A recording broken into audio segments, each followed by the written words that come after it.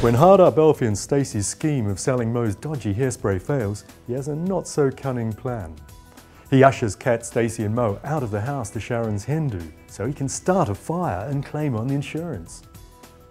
Ultimately he doesn't, but he does unthinkingly throw a cigarette butt into a bin, then a little later realises Kat's still in the house. An explosion rips through the Slaters and Alfie charges into the house to try and rescue Kat.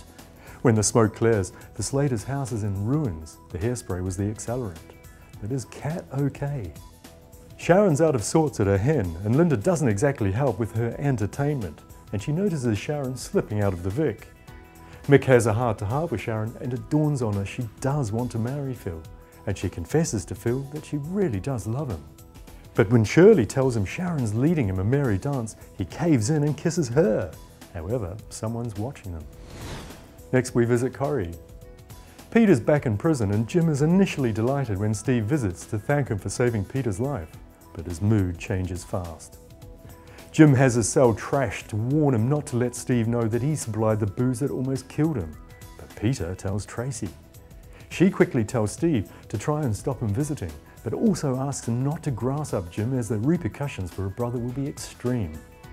It doesn't work. Jim begs Steve not to reject him before storming into Peter's cell. Todd really is box office poison. This week he ruins Jason's slim chances of getting Tyrone to sort things out without lawyers.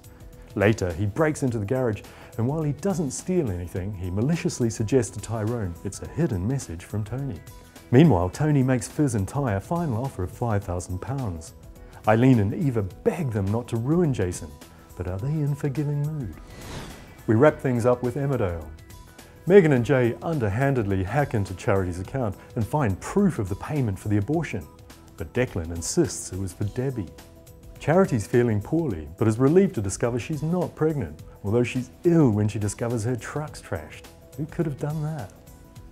Noah catches Megan with an open bottle of wine at home farm, and later he steals it and takes a few sips before collapsing. Noah's had an allergic reaction to pesticide, and Charity discovers he saw Megan with the open bottle. The police are quickly called. Edna feels terrible to learn Aaron has given up any hope of getting out of prison, so she's delighted he's released with a suspended sentence. Back in the village, Ross squares up to Aaron, while Finn eyes him up with interest. Life's getting complicated. Maybe a stint inside doesn't look so bad.